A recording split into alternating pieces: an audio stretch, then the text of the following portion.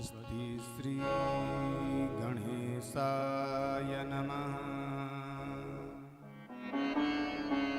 श्री सरस्वती नमः। श्री गुरुचरण कमलेभ्यो नमः। श्रीमात्र पितृचरण कमलेभ्यो नमः। गजाननं भूतगणादिसेवितं कफीतजम्बूफलचारुभक्षणम् उमासुतं शोकविनाशकारकम्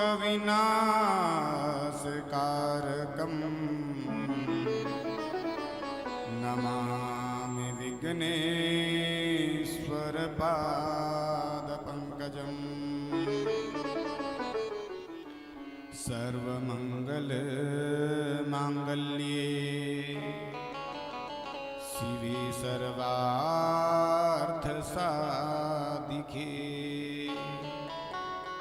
शरण्ये त्र्यम्बिके गौरी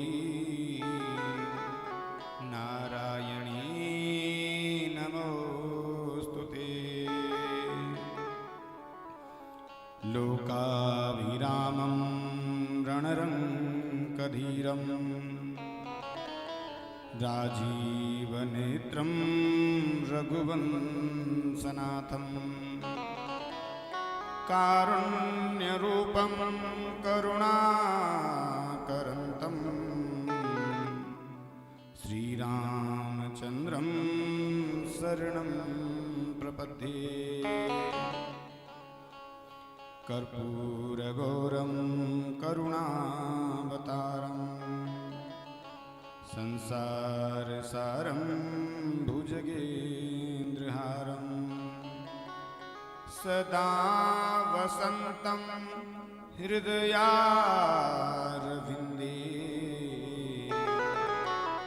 भवं भवानी सहितं नमामि। मनोजवं मारुततुल्यवेगं जितेन्द्रियं बुद्धिमतां वरिष्ठं वातात्मजं वानरयूथमुख्यं श्रीरामदूतं शरणं प्रपद्ये। श्री राम कथा के रस रसिक प्रभु शंभुनाथ हनुमान प्रेम सहित आसन धरहूं सुनहु कथा करुगान।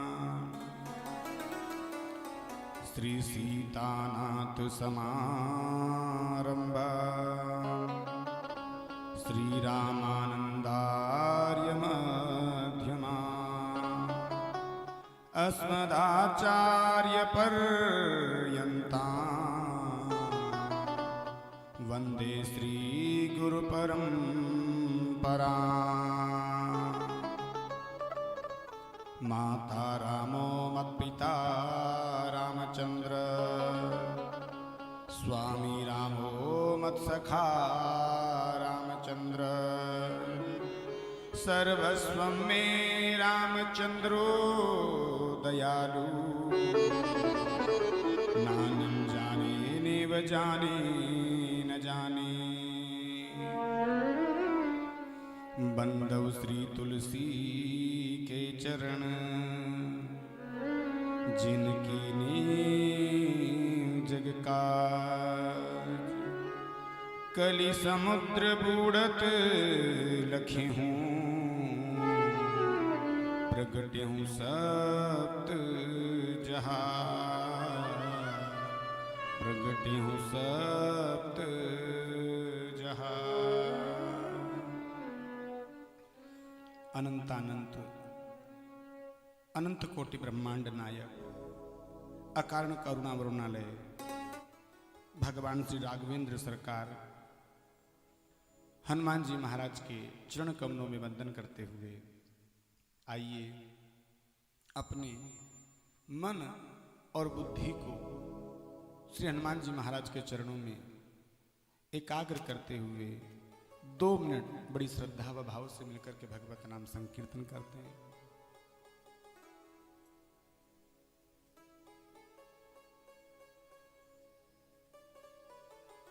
ले चल अपनी नागरिया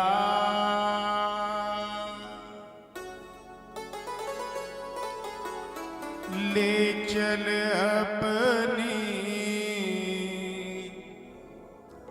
नागरिया अवध बिहारी सांवरिया अवध बिहारी सांवरिया अवध बिहारी सांवरिया अवध बिहारी सांवरिया ले चल अपनी नागरिया ले चल अपनी नागरिया ले चल अपनी नागरिया ले चल अपनी नागरिया अवध बिहारी सांवरिया अवध बिहारी सांवरिया अवध बिहारी सांवरिया अवध बिहारी सांवरिया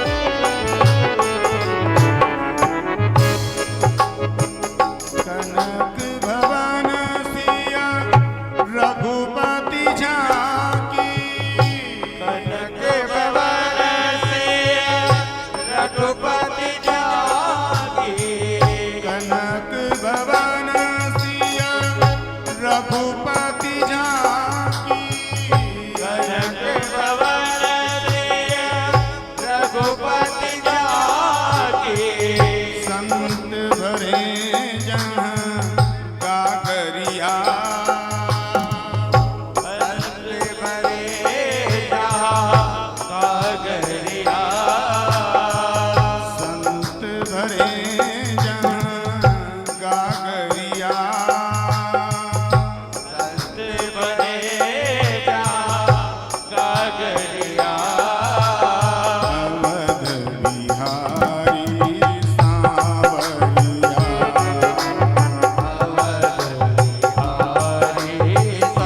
सांवरिया ले चल अपनी नागरिया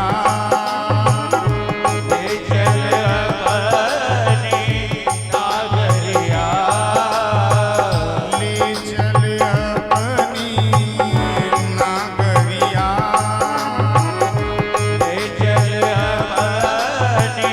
नागरिया अवध बिहारी सांवरिया अवध बिहारी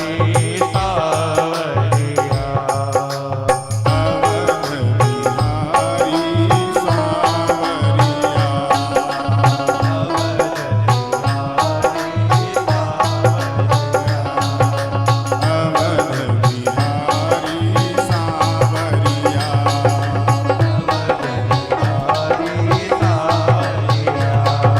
अवध बिहारी सांवरिया अवध बिहारी सांवरिया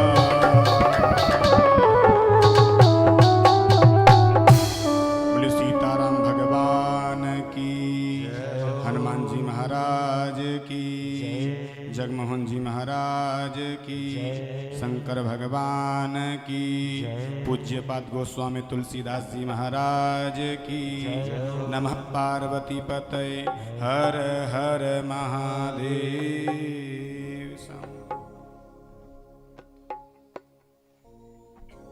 आइए अपने मन को हनुमान जी महाराज के चरणों में अर्पण करते हुए द्वितीय दिवस की पावन कथा वेला में हम प्रवेश करते हैं। कल की कथा में आप सभी ने श्री रामचरित्र की महिमा, मानस की महिमा को सुना और कल आपने बड़ा ही सुंदर वंदना प्रसंग सुना। गोस्वामी जी ने मानस में सभी की वंदना करी। बाबा जी ने किसी को नहीं छोड़ा, सबकी वंदना की। क्यों कीजिए? क्योंकि ये जो रामचरित्र मानस है ना, ये समरसता है, ये समरसता है महाराज। इसीलिए बाबा जी ने सबकी वंदना को गाया है। और अंत में गोस्वामी जी ने यहां तक कह दिया कि जो भगवान के द्वारा 84 लाख योनियां बनाई गई हैं, उन सभी को भी मैं राम स्वरूप मान करके, सीता राम स्वरूप मान करके सभी को वंदन करता हूं। एक बार एक संत थे, उनके यहां नित्य भंडारा चला करता था। संत के जीवन का नियम था, वो नित्य भूखों को, दीनों को, जो असहाय लोग हुआ करते थे, उन्हें भोजन करवाया करते थे। इनका प्रतिदिन का नियम था। यहाँ भंडारा लगा करता, लंगर लगता, जो भी भूखा कोई व्यक्ति आता उसे बाबा भोजन करवाया करते थे। एक दिन कहीं से कुछ डाकू चल करके आ गए। डाकुओं ने उन संत से कहा, बाप जी हमें भी बड़ी जोरों की भूख लगी है, हमें भी भोजन प्रसाद पवाओ। संत ने मना कर दिया, नहीं नहीं, तुम्हें भोजन नहीं मिलेगा। क्यों? बोले तुम डाकू हो, जाओ, ये तुम्हारे लिए नहीं है। संत ने इन डाकुओं को भगा दिया और डाकू चले गए। संत सिद्ध थे। रात्रि में संत को स्वप्न आया और स्वप्न में भगवान ने इन संत से कहा, बोले बाबा आज मैं आपके यहां प्रसादी झीमने के लिए आया और आपने हमें भोजन नहीं दिया, आपने हमें लौटा दिया। संत ने कहा, प्रभु ऐसा कैसे हो सकता है? आप आए कब और हमने आपको भगाया कब?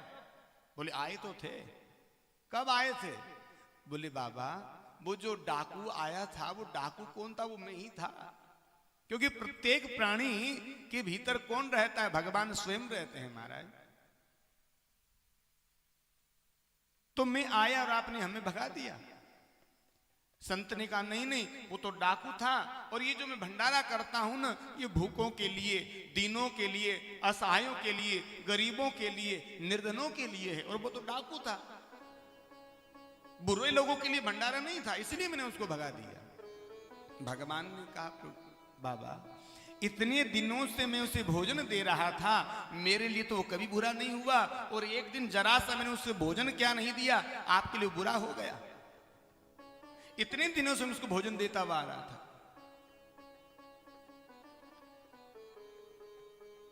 तो तुलसी जी ने सभी को समान समझा, समरसता मान करके पूज्यपाद गोस्वामी जी महाराज ने सबकी वंदना करी है।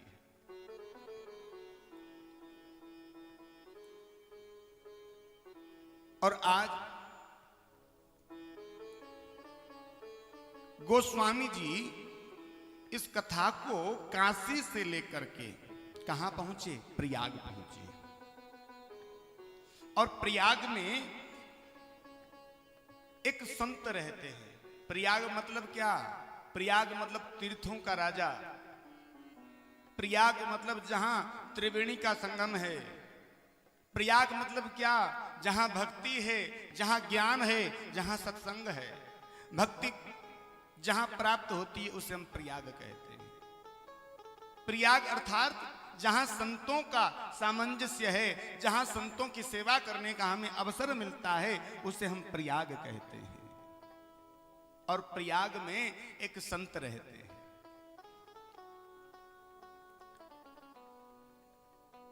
नाम क्या है? नाम है सा महाराज श्री भरद्वाज जी। और भरद्वाज जी का बड़ा सुंदर परिचय दिया है। लिखा है बाबा ने मानस में,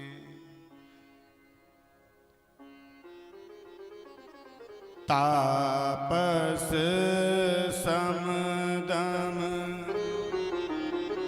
दया निधाना, तापस समदम दया निधाना, तापस समदम दया निधाना, तापस समदम दया निधाना,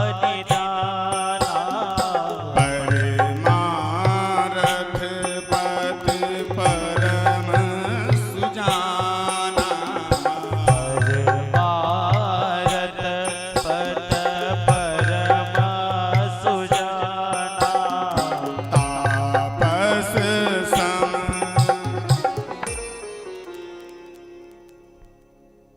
कौन है? भरद्वाज जी। लिखा है तापस सम दम दया निधाना, अर्थात तापस का अर्थ होता है जो तपस्वी, समदम से जो संपन्न है,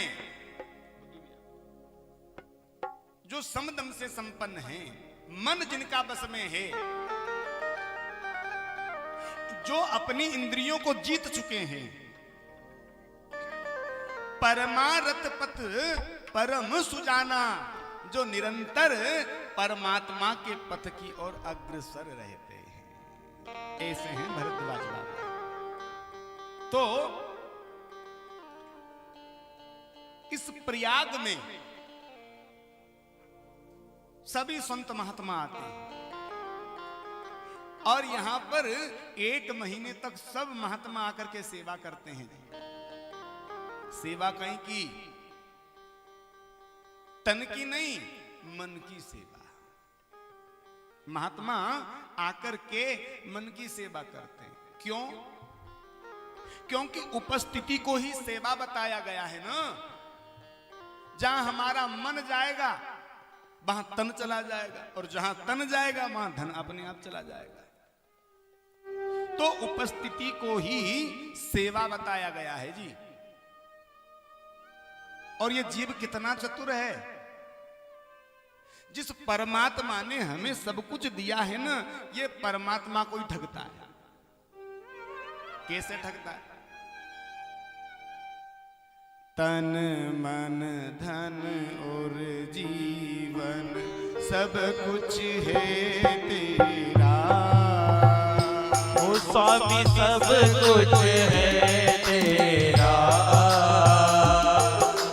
तेरा तुझको अर्पण, तेरा तुझको अर्पण, क्या लागे मेरा।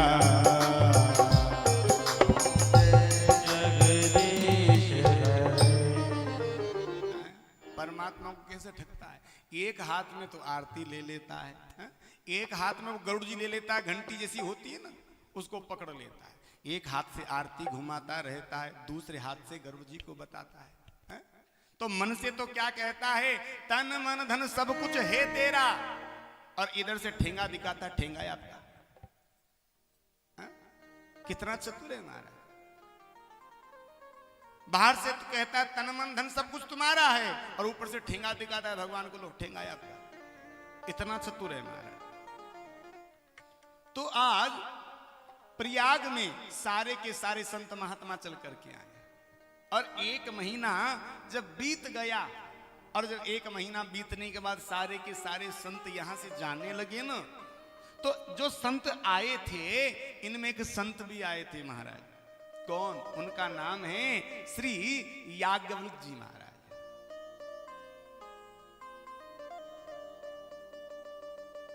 और याज्ञवल्क्य जी जब जाने लगे तो भरद्वाज बाबा ने बड़े भाव से, बड़े आदर से, बड़े सत्कार से याज्ञवल्क्य जी को रोक लिया। उन्हें अपने आश्रम पर लेकर के आए, सुंदर आसन दिया, सुंदर चरण पखारे, सुंदर षोडशोपचार बाबा का पूजन किया।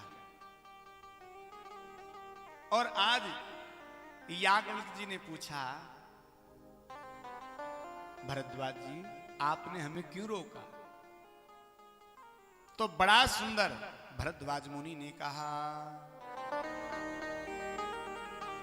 नाथ एक संशय बड़ मोरे, नाथ एक संशय बड़ मोरे, नाथ एक संशय बड़ मोरे, नाथ एक संशय बड़ मोरे, नाथ एक संशय बड़ मोरे, नाथ एक संशय बड़ मोरे, करगत वेद तत्व सब तोरे, करगत वेद तत्व सब तोरे।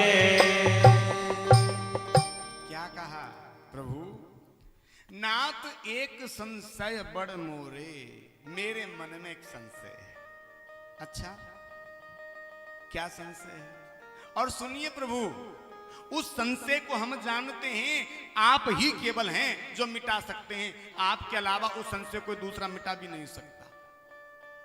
याज्ञवल्क्य जी ने कहा, क्या संशय है? अब भरद्वाज जी बता रहे हैं, प्रभु राम कवन प्रभु पूछूं तोई, राम कवन प्रभु पूछहु तोई। राम कवन प्रभु पूछहु तोई। राम कवन प्रभु पूछहु तोई। कहीं है बुझाई कृपा निधि मोही। कहीं बुझाई कृपा निधि मोही। मेरे मन में ये संशय है प्रभु, मैं ये जानना चाहता हूं कि राम कौन है। आप बताइए, और बताइए नहीं, मुझे बुझा करके समझा करके आप बताइए राम कवन है। एक राम जी को तो मैं भी जानता हूं। कौन है वो राम जी? जो दशरथ जी के भवन में घुटमन घुटमन जो खेल रहे हैं ना, उन राम को तो मैं भी जानता हूं। क्या ये वही राम है? कौन से? जो योगियों के, संतों के, ऋषियों के, मुनियों के हृदय में रमण करने वाले हैं। क्या ये वही राम है? ऐसा आप मुझे बताइए।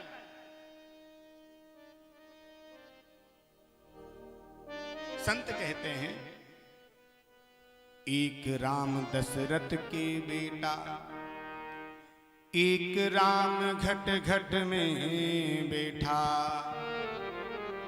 एक राम का सभी पसारा, एक राम है सबसे प्यारा। महाराज, राम कौन है ये आप हमें बताइए। क्या योगियों के हृदय में जो रमण करने वाला है वही राम है, या दशरथ जी के भवन में जो घुटमुन घुटमुन खेल रहा है ये वही राम है? याज्ञवल्क्य जी समझ गए कि भरद्वाज जी राम कथा सुनना चाहते हैं, पर ये राम कथा सुनना चाहते हैं तो सीधे सीधे क्यों नहीं पूछ रहे? ऐसे क्यों पूछ रहे हैं कि आप ये बताइए कि राम कवन है? और आज भरद्वाज जी ने इस तरीके से पूछा कि याज्ञवल्क्य जी को राम कथा सुनानी ही पड़ी। याज्ञवल्क्य जी ने कहा, बोले भरद्वाज जी राम तो एक ही है।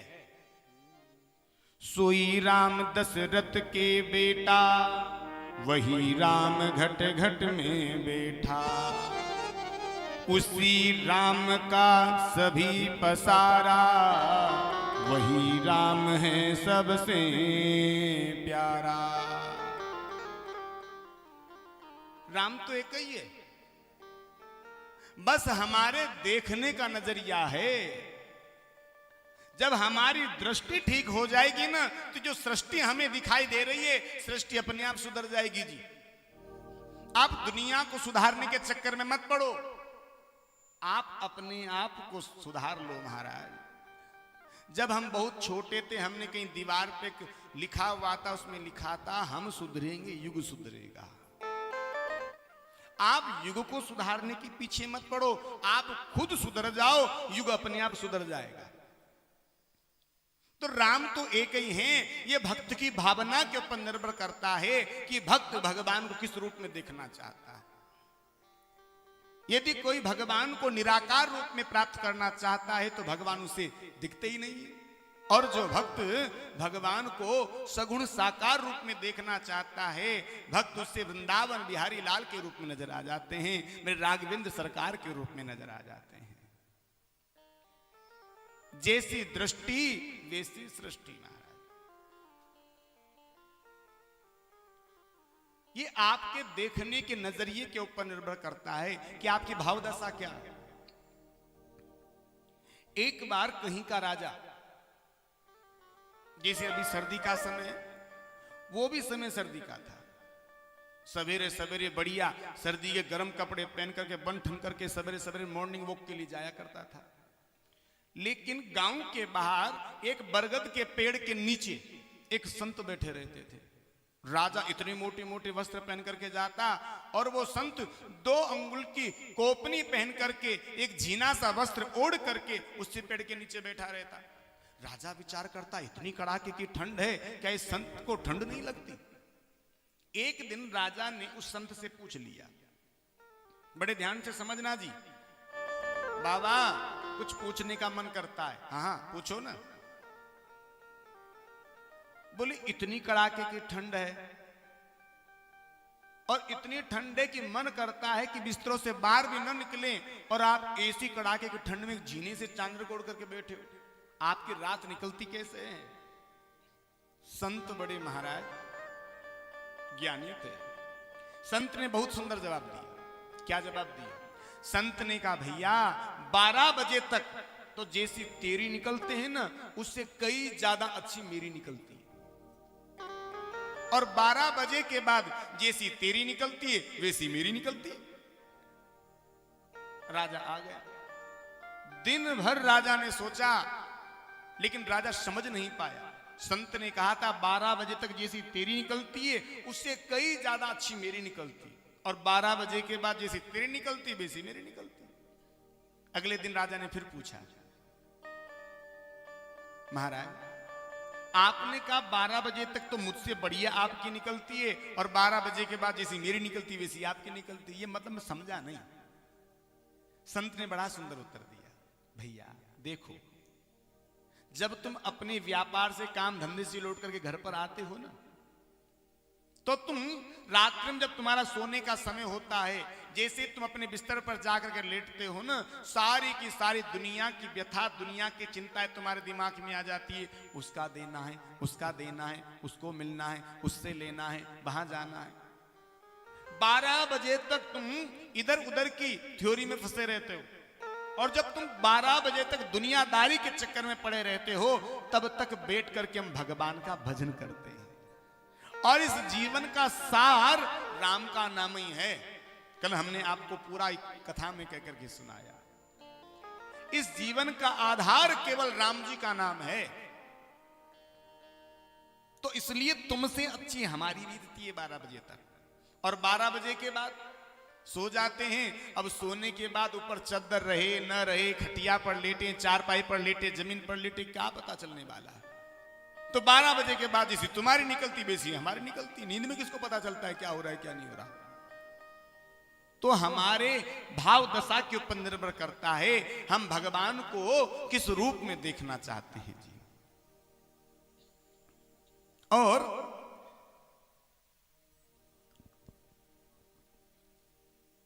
याज्ञवल्क्य जी महाराज ने कहा, बोले महाराज देखो, जैसा संशय आपके मन में हुआ है, ऐसा ही संशय एक बार सती के मन में भी हुआ।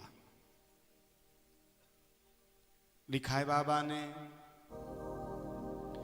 ऐसे हूं संशय किए भवानी, ऐसा संशय किए भवानी, ऐसे हूं संशय किए भवानी, ऐसा संशय किए भवानी, महादेव तब कहा बखानी, महादेव तब कहा बखानी। क्या कहा? बोले जैसा संशय तुम्हें हुआ है ना, ऐसा ही संशय एक बार सती महारानी को भी हो गया। तो भरद्वाज मुनि ने कहा, बोले प्रभु सती महारानी को ये संशय कब हुआ, कहां हुआ, ये आप मुझे कह करके बताइए।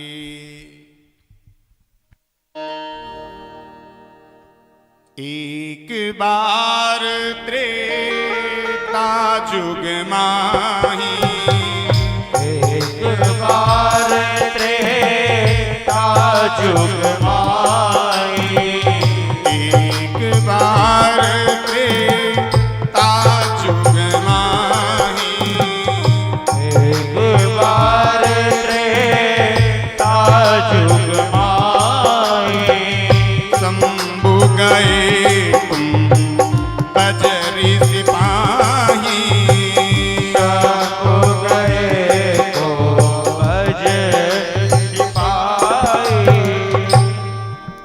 क्या कहा याज्ञवल्क्य जी ने? याज्ञवल्क्य जी महाराज ने कहा, बोली ये कथा जो है ना ये त्रेता युग की है। एक बार क्या हुआ,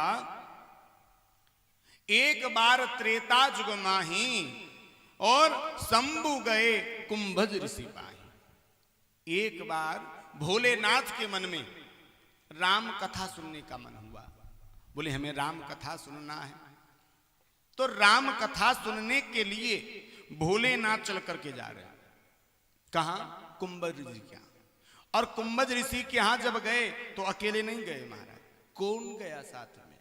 मैंने आपसे कल भी कहा था जब भी कथा सुनने के लिए आओ तो अकेले नहीं आना चाहिए। भोलेनाथ भी कथा सुनने के लिए गए तो अकेले नहीं गए, किसको लेकर गए? गोस्वामी जी बता रहे हैं, संग सती जग जननी भवानी, संग सती जग जननी भवानी, संग सती जग जननी भवानी, संग सती जग जननी भवानी, पूजे ऋषि अखिलेश्वर जानी, पूजे ऋषि अखिलेश्वर जानी, संग सती जग जननी भवानी। किसको लेकर के गए? आज सती को लेकर के गए हैं। और आज सती को जब लेकर के गए तो कुंभज ऋषि ने देखा, ओहो अहो भाग्य हमारे, आज तो हमारा यहां रहना सिद्ध हो गया, आज तो हमारी कुटिया सिद्ध हो गई, आज हमारा जीवन सिद्ध हो गया, आज हमारा भगवान की भक्ति करना सिद्ध हो गया। क्यों? स्वयं गौरी शंकर भगवान चल करके आ रहे हैं, स्वयं भगवान महादेव चल करके आ रहे हैं। और जैसे ही कुंभज ऋषि ने महादेव जी को जब आते हुए देखा, भगवान मान करके इनके चरणों का पूजन किया। क्या किया? ऋषि ने आज भगवान के चरणों का पूजन किया। बगल में सती खड़ी थी और सती के मन में संशय हो गया। क्या संशय हुआ? सती विचार कर रही, लो कथा सुनने हम आए हैं, हमें इनके चरणों का पूजन करना चाहिए और ये हमारे चरणों का पूजन कर रहे हैं, ये हमें क्या कथा सुनाएंगे? बस यही गड़बड़ हो गई सारी। अब कुंभज बाबा ने तो भगवान समझ करके पूजन किया, लेकिन यहां पर सती को थोड़ा संशय हो गया। अरे हम कहीं कथा में जाएं, किसी ब्राह्मण के यहां जाएं, किसी के संत के यहां जाएं और संत हमारा आदर कर रहा है तो ये उसकी उदारता है, जो आपका सम्मान कर रहा है, आपका वो आदर कर रहा है, लेकिन हमारा कर्तव्य बनता है हम इसे गलत ना ले लें। अब ऋषि ने कथा सुनाई, लेकिन कथा किसने सुनी? राम कथा मुनि बरज बखानी, राम कथा मुनि बरज बखानी, राम कथा मुनि बरज बखानी, राम कथा मुनि बरज बखानी, सुनी महेश परम सुख मानी, सुनी महेश परम सुख मानी। किसने सुनी? सुनी महेश। गए कौन थे? संग सती जग जननी भवानी। लेकिन यहां क्या लिखा? सुनी महेश। केवल भोले बाबा ने सुनी, सती ने नहीं सुनी जी। क्यों? सती भी तो गई थी संग में, फिर सती ने क्यों नहीं सुनी? जब कथा हो रही थी ना तो सती ऊपर से जो पक्षी निकल रहे थे उन्हें गिन रही थी, क्योंकि सती के मन में संशय हो गया जी। सती का मन नहीं लगा कथा में। अब कथा हो गई। अब जब ये जाने लगे तो भोले, देखो कथा की ऐसी मर्यादा है कि जब कथा पूर्ण हो जाए कथा जब हम सुन लें, कथा का जब विराम हो जाए तो ऐसी मर्यादा है कि कथा सुनने के बाद व्यास जी को दक्षिणा दी जाती है, और जब तक दक्षिणा नहीं देते तब तक कथा का पूर्ण रूप से हमें फल नहीं मिलता। तो भोलेनाथ ने विचार किया, इन्होंने हमें कथा सुनाई है तो बदले में इन्हें हम कुछ दें, पर दे क्या, दे क्या? ये त्यागी पुरुष, हम मान लो इनको कुछ देंगे तो पता नहीं ये लेंगे कि नहीं लेंगे, पर यदि हमें ऐसा पता चल जाए इन्हें क्या चाहिए तो वही हम दे दें। भरद्वाज जी ने विचार किया, हम जो चाहते हैं यदि वही ये दे दे तो कितना बढ़िया है, लेकिन समझे कैसे? समझदार को इशारा काफी होता है। एक बार एक जमाई जी पहली बार अपने ससुराल गए। अब पहली बार जमाई जी अपने ससुराल गए जी, सास ने देखा जमाई जी आए हैं, जमाई जी के लिए सासू मां ने बड़े सुंदर भोग बनाए, कई प्रकार के व्यंजन बनाए, कई प्रकार की सामग्रियां बनाई। अब पुराने समय की कथा है, जब ये गैस वेस स्टोव नहीं चला करते थे, चूल्हे जब चलते थे ना, उस समय की कथा है। अब सासू मां ने चूल्हे पर बड़ा सुंदर भोजन बनाया, लेकिन जमाई जी को पापड़ बहुत पसंद थे, तो सासू जी ने जमाई जी के लिए पापड़ भी बनाए, लेकिन पापड़ रखना भूल गई और चूल्हे के सामने जमाई जी का आसन बिछा दिया, कहा बेटा तुम यहीं बैठ जाओ और यहीं बैठ करके भोजन जीमो। अब जमाई जी ने भोजन की थाली तो रख ली, देख लिया, अब भोजन नहीं करते, बस उस भोजन को टुकुर टुकुर करके देख रहे। सासू मां ने कहा बेटा तुम भोजन झीमो ना। बोले मैया बड़ा डर लग रहा है। अरे बेटा ये तेरा घर है, घर में कैसा डर? अरे नहीं नहीं मैया यहां डर नहीं लग रहा। तो बोले आज जब हम अपने घर से चल करके यहां आ रहे थे ना, तो हमने रास्ते में एक सांप देखा। अच्छा बेटा सांप? बोले हाँ। कितना बड़ा? बोले मैया मैं बैठा हूं ना, यहां से लेकर के वो सामने जो पापड़ रखी है ना, इतना बड़ा था सांप। सासू जी ने कहा लो हाय राम, पापड़ रखना तो भूल ही गई। जमाई जी ने कहा इसीलिए तो बैठे, फिर लाओ ना। तो कहने का मतलब महाराज ये है, हृदय की बात सामने वाला समझ जाए तो आनंद बने। और आज भोलेनाथ ने कुंभज ऋषि को बड़ा ही सुंदर विमल भक्ति का वरदान दिया, और संत भी यही चाहते थे। अब यहां से विमल भक्ति प्रदान करके भोलेनाथ प्रस्थान करके जा रहे हैं। अब देखो जब जाने लगे तो क्या लिखा है,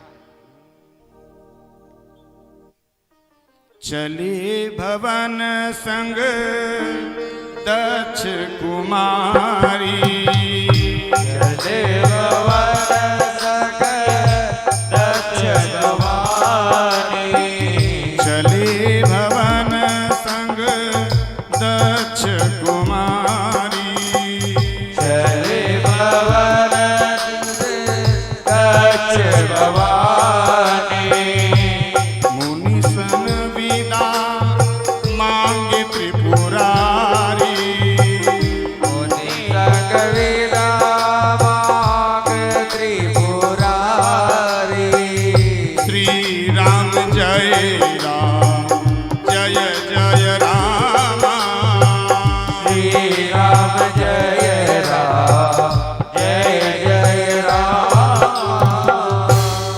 अब मुनि से विदा लेकर के भोलेनाथ जाने लगे हैं। अब यहां से जब जाने लगे तो भोलेनाथ के मन में विचार आया, बोले कथा तो सुन ली, लेकिन कथा का फल है कि भगवान की प्राप्ति हमें हो जाए, भगवान का दर्शन हमें हो जाए। यही भाव लेकर के जा रहे थे। बोले किस प्रकार से हमें भगवान का दर्शन हो, ऐसी सोच करके जब जा रहे थे, उसी समय क्या हुआ, ऐसी कृपा हुई, लिखा है गोस्वामी जी ने, पिता वचन तज राज उदासी, पिता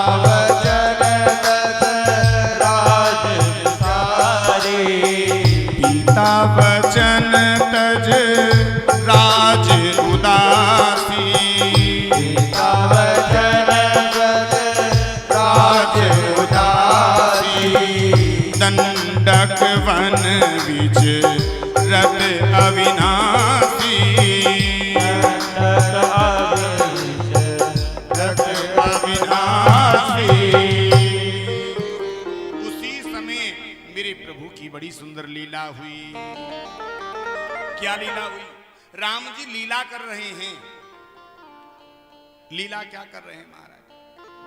आज भगवान की लीला के अंतर्गत जो सीता अम्बा है इसका हरण हो गया है और राम और लक्ष्मण सीता जी को ढूंढ रहे हैं, सीता जी को खोज रहे हैं। वृक्षों से, लताओं से, पताओं से, पुष्पों से सबसे पूछ रहे हैं, अरे तुमने हमारी प्राण प्रिय सीता को देखा हो तो बताओ ना। और जब भोलेनाथ ने इस प्रकार से घूमते हुए भगवान को देखा तो भोलेनाथ तो पहचान गए। यहीं से मन ही मन भगवान से कहा, प्रभु लो आपका अवतार हो गया। और मन में भाव ऐसा है कि हम आपके दर्शन कर लें, पर इस रूप में आएंगे ना तो दुनिया वाले पहचान जाएंगे कि राम ही भगवान है। राम जी ने कहा, बोले भोले बाबा दुनिया को बाद में पहचानना, पहले अपनी पत्नी को तो पहचान लो कि हम कौन हैं। अब भोलेनाथ ने यहीं से भगवान को आंख बंद करके हाथ जोड़ करके प्रणाम किया। और जैसे ही प्रणाम किया, बगल में सती थी। सती ने देखा, अरे ये कौन है जिन्हें तुम प्रणाम कर रहे हो? हम तो ये सोचते थे इस दुनिया में सबसे बड़े आप ही हो, ये पूरी दुनिया आप ही को प्रणाम करती है, पर क्या आपसे भी बड़ा कोई दूसरा है जिसे आप प्रणाम करते हो?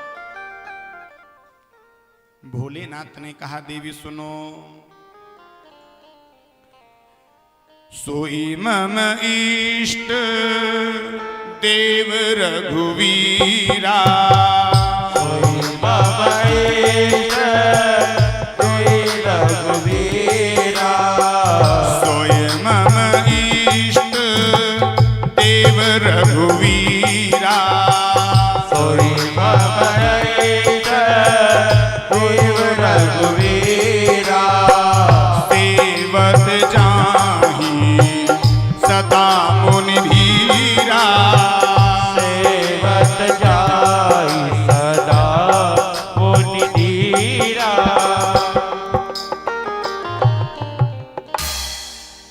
देवी ये जो जंगल में विचरण कर रहे हैं यही मेरे इष्ट हैं, यही मेरे भगवान हैं।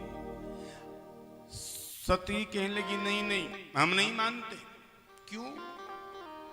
भोलेनाथ ने कहा, देवी हमारा कहना मानो, ये वही राम हैं जो बड़े बड़े संतों के हृदय में रमण करने वाले हैं। भोलेनाथ ने बहुत समझाया लेकिन सती को समझ में नहीं आया। क्यों नहीं समझ में आया जी महाराज? राम उसे ही समझ में आते हैं जिसने राम कथा सुनी हो। अब जिसने कथा ही अपने जीवन में नहीं सुनी हो उसे राम समझ में भी कैसे आएंगे? भोलेनाथ ने बहुत समझाया, देवी अभी भगवान अपनी लीला कर रहे हैं, लीला के अंतर्गत है भगवान। अब जैसे मान लो कोई कहीं का राजा हो और किसी नाटक में उस राजा को भिखारी का रोल दे दिया गया हो, है?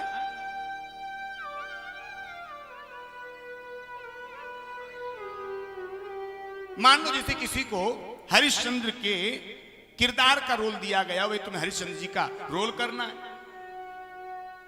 है? अब मान लो वो राजा है और जैसे नाटक खत्म हो तुम उसके बाद उससे पूछो, बोले भैया खाने पीने की तो सब व्यवस्था है ना, कोई कमी बेसी तो नहीं है? अरे वो तो पहले ही राजा है, अरे वो भिखारी का तो रोल कर रहा था। मान लो नाटक में किसी का बाप मर जाए है? और वो बेटा चिल्ला चिल्ला करके रो रहा हो, हाय पिताजी तुम मर गए, हाय पिताजी तुम मर गए, और उसका पिता कहीं से चल करके आ जाए, अरे बेटा अभी तो मैं जिंदा हूं, तू रो क्यों रहा है? लेकिन पिता जानता है कि मेरा बेटा नाटक कर रहा है, ये लीला कर रहा है, यदि मैं यहां जाऊंगा ना तो नाटक सब बिगड़ जाएगा। भोलेनाथ ने कई प्रकार से सती को समझाया, सती मानो ये राम है, ये ब्रह्म है, लेकिन सती नहीं मानी। कभी कभी हमें भी आश्चर्य होता है। यहां त्रेता में भोलेनाथ किसको समझा रहे हैं? सती को। सती को भगवान शंकर क्या समझा रहे हैं? सती मेरा कहना मानो, राम ब्रह्म है, लेकिन सती नहीं मान रही। और इस कली काल में हम तुम्हें समझाएं, भगवान है, राम है, कृष्ण है, और तुम यदि नहीं मानते हो तो इसमें कौन सी आश्चर्य की बात है? लेकिन भोलेनाथ ने बहुत समझाया, लेकिन सती नहीं मानी। महाराज बोले मैं नहीं मानती। भोलेनाथ ने कहा तो फिर क्या करोगी? बोले परीक्षा लूंगी। अच्छा परीक्षा लोगी? बोले हां। तो लिखा है बाबा ने मानस में, जो तुमरे मन अति संदेह हो, जो तुमरे अति संदेह हो, जो तुमरे मन अति संदेह हो, जो तुमरे मन अति संदेह हो, सो तुम जाई परीक्षा ले हो, सो तुम जाए परीक्षा ले हो। आज भोलेनाथ ने कहा देवी सुनो, तुम्हारे मन में यदि संदेह हो रहा है तो तुम जाकर के परीक्षा ले लो। और सती परीक्षा लेने के लिए तैयार भी हो गई जी। भगवान ने बहुत समझाया कि मेरा कहना मानो, राम ब्रह्म है, लेकिन सती की समझ में नहीं आया। क्यों नहीं आया? क्योंकि सती भगवान को किससे देखने का प्रयास कर रही है? बुद्धि से। जबकि भगवान बुद्धि का विषय नहीं है, भगवान तो भक्ति का विषय है। बुद्धि से भगवान समझ में आएंगे कि नहीं आएंगे इसकी कोई गारंटी नहीं है, लेकिन भक्ति से भगवान तुम्हें समझ में आएंगे इसकी पक्की गारंटी है। क्योंकि भक्ति और बुद्धि इन दोनों में एक बहुत बड़ा अंतर है। क्या अंतर है? भक्ति जो है परीक्षा देती है और बुद्धि सदैव परीक्षा लेती है। महाराज यही अंतर है। अब सती ने यहां दो गलती कर दी। पहली गलती तो ये करी कि ब्रह्म को ब्रह्म नहीं माना है? राम जी ब्रह्म हैं, राम जी को भगवान नहीं माना, पहली गलती ये कर दी। और दूसरी गलती ये करी कि परीक्षा लेने के लिए भी चली गई।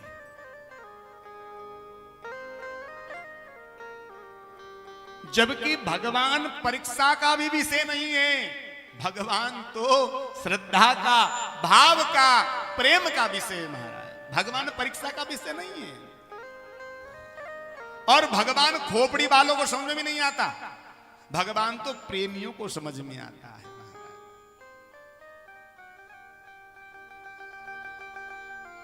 और आज सती परीक्षा लेने के लिए पहुंच गई। विचार कर रही है ऐसी क्या लीला करूं जिससे मैं इनकी परीक्षा ले सकूं। सती के मन में भाव आया, अरे ये इनकी पत्नी को ही तो खोज रहे हैं, क्यों नहीं इनकी पत्नी का रूप ले लिया जाए। और आज सती ने माया का रूप बनाया जी। और माया का रूप बना करके कहां गई? स्वयं मायापति के आगे चली गई। और मायापति के आगे किसी की माया नहीं चलती। जैसे आज आगे गई अब भगवान तो सर्वंतर्यामी, भगवान तुरंत पहचान गए और जैसे ही सती को देखा सीता के रूप में, हाथ जोड़ करके प्रणाम कर दिया। क्या कहा? जोरी पानी प्रभु कीन प्रणामो, जोरी पानी करो कीन प्रणामो, पिता समेत लीन निज नामो, पिता समेत लीन निज नामो, कहीं बहोरी कहाँ व्रस के तो, कयहु बहोरी कहाँ व्रस के तो, विपिन अकेली फिरहूं के ही हेतु, विपिन अकेली रहो की हेतु।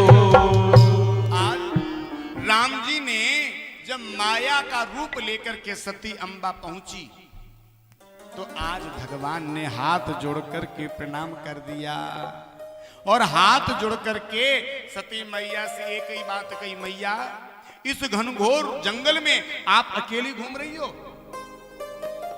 अरे कहीं सीता की तरह आपका भी हरण किसी ने कर लिया तो बाबा बेचारा क्या करेगा? सती की तो बुद्धि चकरा गई।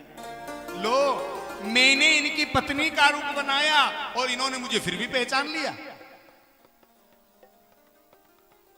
अब सती यहां से लज्जित हो गई। भगवान ने सोचा ये मेरी माया देखने आई थी ना, क्यों नहीं इन्हें अपनी माया का दर्शन करवा दिया जाए। सती चल करके जाने लगी। जैसे सती यहां से चल करके जा रही थी, सामने से सीताराम भगवान चल करके आ रहे थे। सती ने देखा, अरे ये तो पीछे थे, सामने कहां आ गए? जैसे पीछे मुड़ करके देखा तो वहां भी खड़े राम जी। जहां जहां देखती है आज सती को सर्वत्र भगवान नजर आने लगे। आज सती बड़ी लज्जित हुई महाराज। सती विचार कर रही है, लिखा है बाबा ने, मैं शंकर कर कहा न माना, मैं शंकर कर कहा न माना, मैं शंकर कर कहा न माना, मैं शंकर कर कहा न माना, निज अज्ञान राम पर आना, निज ज्ञान राम पर आना। आज सती ने विचार किया। क्या विचार किया? मैंने बाबा की बात नहीं मानी और मेरा अज्ञान भी जागा, तो कहां जागा? राम जी के ऊपर जागा है। और सती यहां से चल करके जा रही है। जैसे ही चल करके गई, भोलेनाथ ने सती से पूछा। क्या पूछा? गई समीप महेश तब हंसी पूछी कुशला,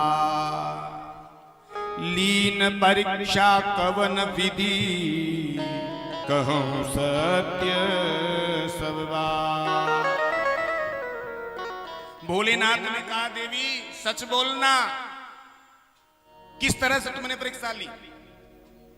और ऐसा हम किसको बोलते हैं? जो झूठ बोलता हो। अरे भाई, झूठ बोलता हो या झूठ बोलने का कहीं हमें संदेह हो रहा हो कि हो सकता है शायद ये झूठ बोल जाए, उसी से तो बोलते हैं जरा सच बोलना।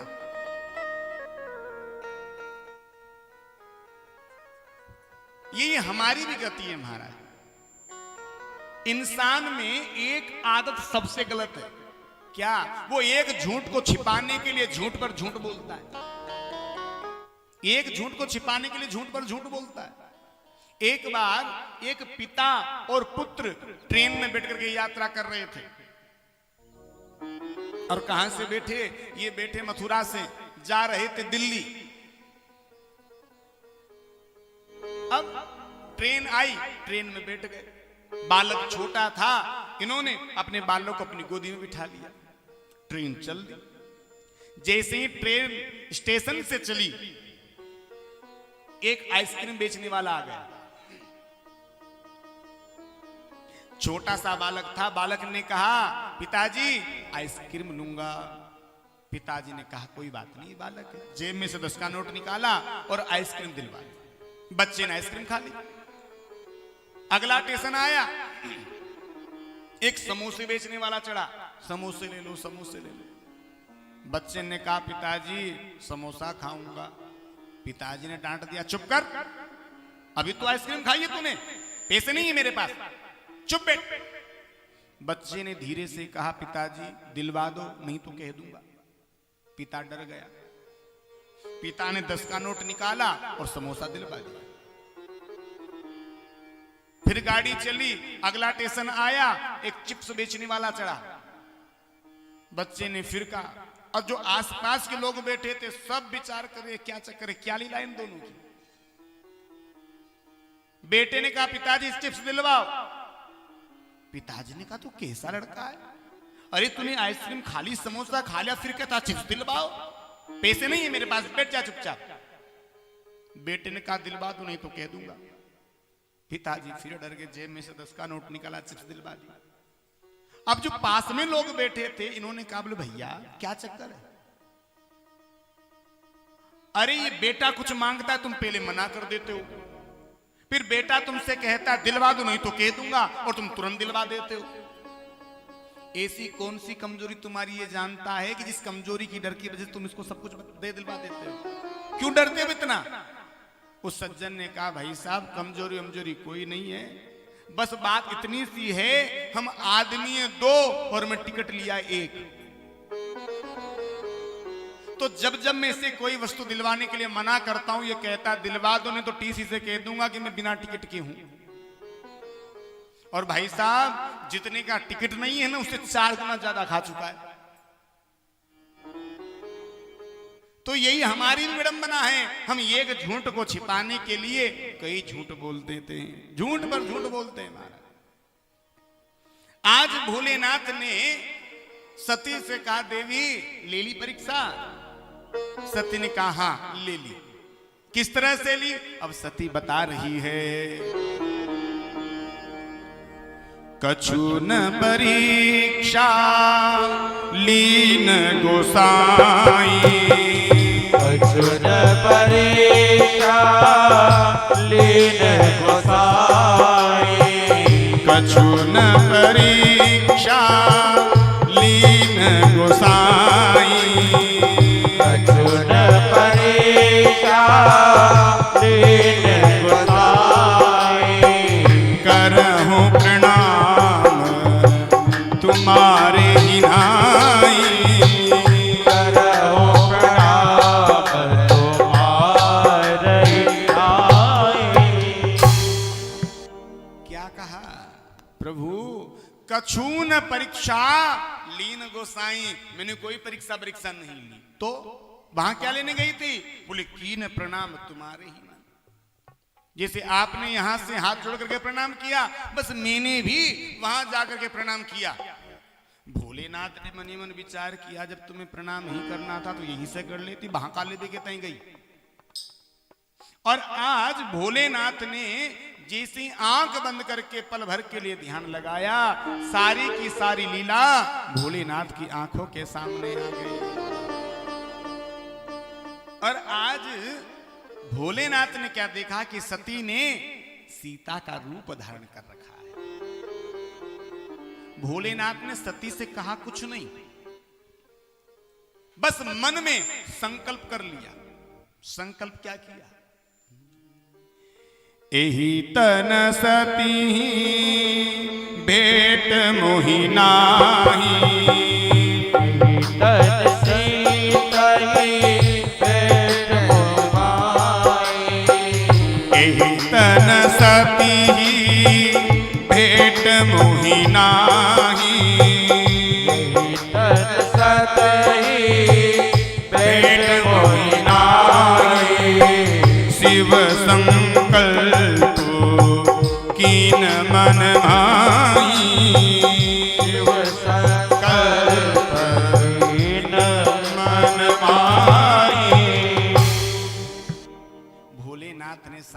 कर लिया। यही तन सती ही भेंट मोहि नाही। अब इस तन से सती से भेंट नहीं होगी।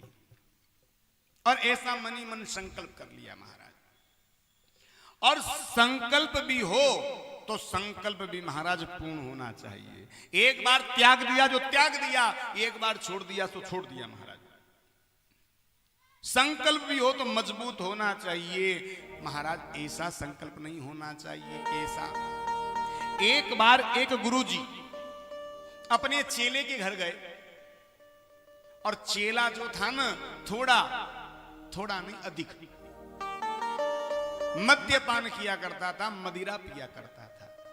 गुरुजी ने कहा बेटा देखो तुम हमारे शिष्य हो और हम भी तुमसे बहुत स्नेह करते हैं, लेकिन ये जो तुम मदिरा पान करते हो इसे छोड़ दो बेटा, ये अच्छी बात नहीं है, इससे कई प्रकार की शरीर में बीमारियां हो जाती हैं, इसको छोड़ दो।